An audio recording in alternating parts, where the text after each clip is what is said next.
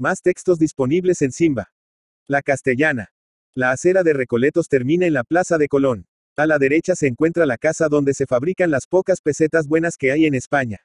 A la izquierda está la que proporciona las pocas novelas bellas, la casa de D. Benito Pérez Galdós. Todos los españoles saben lo primero, muy pocos somos los que tenemos noticia de lo segundo.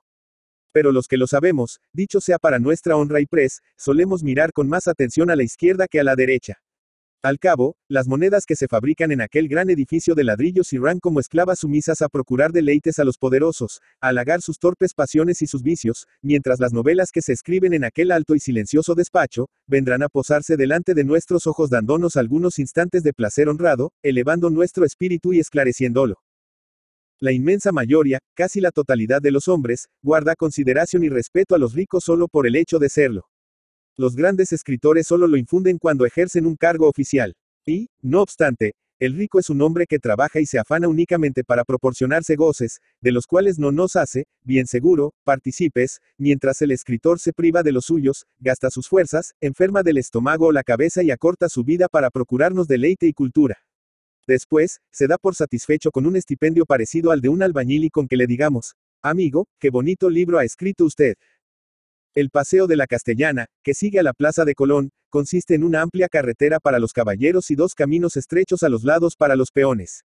Hace unos cuantos años estaba concurridísimo por las tardes, la carretera se henchía de carruajes y los caminos de gente distinguida y ordinaria. Hoy apenas va nadie hacia allí porque está a la moda el retiro. Sin embargo, bien puede asegurarse sin temor a engaño, que llegará un día en que la Castellana recobre su antiguo esplendor, al cabo de los años 1000, vuelven los coches por donde solían ir. En los buenos tiempos de la Castellana observábase un fenómeno que atestigua bien claramente de la exquisita delicadeza de sentimientos que suele existir en nuestra sociedad distinguida. Como no había gente bastante para llenar los dos caminos que ciñen la carretera, acaecía que el paseo se fijaba en uno de ellos.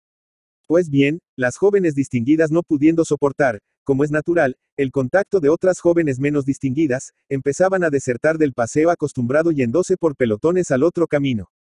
Desde allí, irguiendo la noble cabeza, miraban, al través de la red de carruajes, desfilar a sus enemigas naturales por el paseo de enfrente. Que en esta mirada se advertía un soberano desdén no hay para qué decirlo, y que este desdén se hallaba perfectamente justificado, tampoco creo necesario demostrarlo. Como ha de sufrir con paciencia, Verbigracia, la hija de un auxiliar de la clase de primeros, que la de uno de la clase de cuartos pasee y disfrute de la vista del mundo en el mismo paraje que ella. Claro está que todos somos hermanos, pero no hay más remedio que atender un poco a los escalafones que de vez en cuando publica el Ministerio de la Gobernación, pues para algo se publican. Además, este deseo de separarse de la muchedumbre y del vulgo, señala en quien lo siente un espíritu fino y superior y temperamento aristocrático. Sucedía, no obstante, que este temperamento o abundaba en demasia o se falsificaba, como todas las cosas buenas, pues es lo cierto que unas tras otras, con más o menos disimulo, todas las niñas del camino despreciado se iban pasando al camino despreciador, quedando aquel al cabo de algún tiempo totalmente desierto. Entonces las jóvenes del verdadero y genuino temperamento aristocrático se comunicaban, no sé en qué forma, sus impresiones dolorosas, y una tarde, cuando menos se pensaba, enderezaban el paso, arrastradas por altos sentimientos, al camino abandonado, donde permanecían hasta que de nuevo se veían molestadas y tornaban a ejecutar graciosamente la idéntica maniobra. Cuando la Castellana vuelva a ser lo que antes, el paseo más concurrido de Madrid, confiamos en que se repetirá este fenómeno consolador hijo de una noble altivez, sin la cual no es posible el refinamiento de las costumbres ni el progreso de los pueblos. Aunque solitario, o porque lo esté quizá, el paseo no deja de ofrecer atractivos, sobre todo para los melancólicos. No es frondoso y quebrado como el retiro, ni presenta variación de ninguna clase. Es una línea recta que se prolonga indefinidamente con cierta severidad clásica y municipal convidando a los graves y tranquilos sentimientos. La línea recta tiene también sus encantos, por más que yo prefiera la curva, como ya he tenido el honor de decir en 3 distintas ocasiones. De noche, las 2 hileras de faroles colocadas a entrambos lados de la carretera, ofrecen una perspectiva muy bella. Son 2 cintas paralelas y luminosas que van a perderse en un fondo oscuro, donde una imaginación viva puede forjar, selvas dilatadas, abismos inmensurables o un desierto poblado de monstruos. No sé hasta qué punto la Comisión de Alumbrado Público ha hecho bien en buscar este nuevo aliciente para excitar la fantasía del vecindario. Sin embargo, fuerza es confesar que en esta ocasión ha sabido herirla de un modo delicado y útil, revelando lo infinito por medio de una misteriosa e indefinida sucesión de faroles. Adornando los flancos del paseo, alzanse un número considerable de hoteles y palacios de formas muy diversas, no siempre bellas, aunque sí caprichosas. Nuestros banqueros y contratistas de obras públicas no queriendo, como es natural, pagar tributo a lo prosaico de las construcciones modernas, han solicitado el concurso de las edades más poéticas de la humanidad y de las comarcas más pintorescas para levantar sus viviendas suntuosas.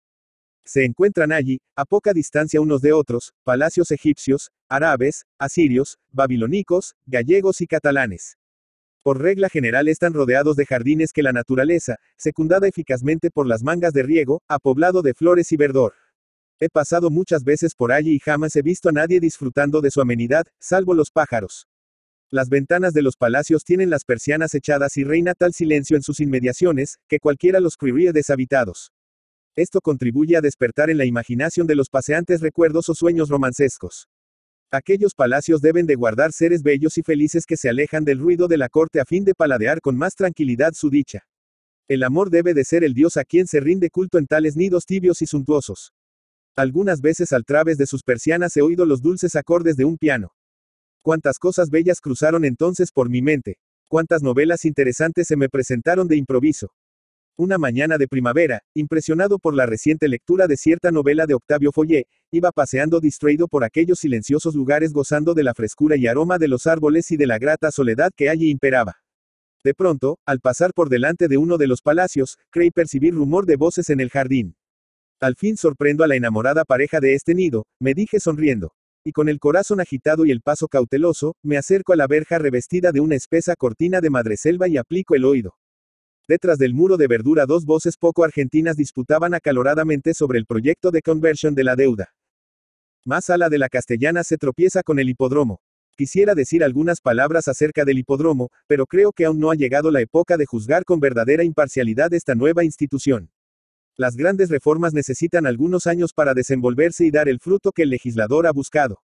Juzgando hoy aquella, temo incurrir en errores y apasionamientos, de los cuales me arrepentiría ya tarde. Armando Palacio Valdés. Armando Palacio Valdés, Entralgo, La Viana, Asturias, 4 de octubre de 1853, Madrid, 29 de enero de 1938, fue un escritor y crítico literario español, perteneciente al realismo del siglo XIX. Hijo de Silverio Palacio y Eduarda Valdés. Su padre era un abogado ovetense y su madre pertenece a una familia acomodada. Se educó en Avilés hasta 1865, en que se trasladó a Oviedo a vivir con su abuelo para estudiar el bachillerato, lo que entonces se hacía en el mismo edificio de la universidad. Por entonces leyó en su biblioteca la Ilíada, que le impresionó fuertemente y abrió su interés por la literatura y la mitología. Tras ello se inclinó por otras de historia. Por entonces formó parte de un grupo de jóvenes intelectuales mayores que el de los cuales se consagraron a la literatura Leopoldo Alas y Tomás Tuero, con los que entabló una especial amistad. Tras lograr su título de bachiller en artes en 1870, decidió seguir la carrera de leyes en Madrid, que concluyó en 1874. Perteneció a la tertulia del Billis Club junto con otros escritores asturianos. Dirigió la Revista Europea, donde publicó artículos que luego reunió en Semblanzas Literarias. También hay buenos retratos literarios en los oradores del Ateneo y en el Nuevo Viaje al Parnaso, donde desfilan conferenciantes, ateneístas, novelistas y poetas de la época. Escribió también como crítico, en colaboración con Leopoldo Alas, la literatura en 1881. Se casó dos veces. Su primera esposa, Luisa Maximina Prendes, falleció en 1885 después de solo un año y medio de matrimonio. Se casó en 1899 en segundas nupcias con Manuela Vega y Gil, que le sobrevivió. Al morir José María de Pereda en 1906, ocupó el sillón vacante en la Real Academia Española. Marta y María por Favila en Avilés. Se dio a conocer como novelista con El señorito Octavio, 1881, pero ganó la celebridad con Marta y María, 1883, ambientada en la ciudad ficticia de Nieva, que en realidad representa a Avilés. En esta época de su evolución literaria suele ambientar sus novelas en Asturias. Así ocurre también con El idilio de un enfermo, 1884, que es quizá su obra más perfecta por la concisión, ironía, sencillez de argumento y sobriedad en el retrato de los personajes, algo que Palacio Valdés nunca logró repetir. También de ambiente asturiano son José, 1885, y El cuarto poder, 1888, donde de la misma manera que en La regenta de Leopoldo Alas se realiza una sátira de la burguesía provinciana, se denuncia la estupidez de los duelos y la fatuidad de los seductores. Su novela Riverita, 1886, cuya segunda parte es Maximina, 1887, transcurre en Madrid y revela cierto pesimismo y elementos autobiográficos. Por otra parte, la obra más famosa de Armando Palacio Valdés, La hermana San Sulpicio, 1889, transcurre en tierras andaluzas, cuyas costumbres muestra mientras narra los amores entre una monja que logra salir del convento y un médico gallego que al fin se casa con la religiosa vuelta al siglo. La espuma, 1891, es una novela que intenta describir la alta sociedad madrileña. La fe, 1892, como su propio título indica, trata el tema religioso, y en El maestrante, 1893, se acerca a uno de los grandes temas de la novela del realismo, el adulterio, de nuevo en ambiente asturiano. Andalucía surge de nuevo en Los Majos de Cádiz, 1896, y las costumbres valencianas en La alegría del capitán Ribot, 1899. Entre todas sus obras, Palacio Valdés prefiere a Tristano el pesimismo, 1906, cuyo protagonista encarna el tipo humano que fracasa por el negativo concepto que tiene de la humanidad. La aldea perdida, 1903, es como una égloga novelada acerca de la industria minera y quiere ser una demostración de que el progreso industrial causa grandes daños morales. El narrador se distancia demasiado de su tema añorando con una retórica güera y declamatoria una Arcadia perdida y retratando rústicos como heroes homéricos y otorgando nombres de dioses clásicos aldeanos. Es una manera sumamente superficial de tratar la industrialización de Asturias. A Palacio Valdés se le daba mejor la descripción de la ciudad que de la vida rural.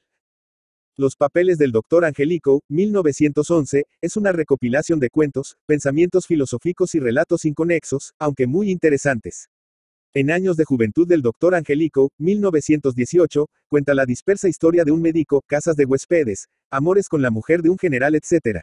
Es autobiográfica la novela de un novelista, 1921, pero además se trata de una de sus obras maestras, con episodios donde hace gala de una gran ironía y un formidable sentido del humor. Otras novelas suyas son La hija de Natalia, 1924, Santa Rogelia, 1926, Los Cármenes de Granada, 1927, y Sinfonía Pastoral, 1931. Hizo dos colecciones más de cuentos en El pájaro en la nieve y otros cuentos, 1925, y Cuentos escogidos, 1923. Recogió algunos artículos de prensa breves en Aguas Fuertes, 1884.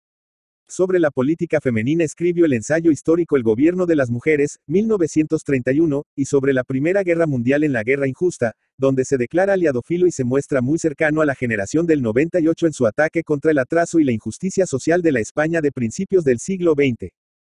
En 1929 publicó su Testamento literario, en el que expone numerosos puntos de vista sobre filosofía, estética, sociedad, etc., con recuerdos y anécdotas de la vida literaria en la época que conoció. Durante la Guerra Civil lo encontramos en Madrid pasando frío, hambre, enfermo. Los hermanos Álvarez Quintero lo atendían con los escasos víveres que podían reunir.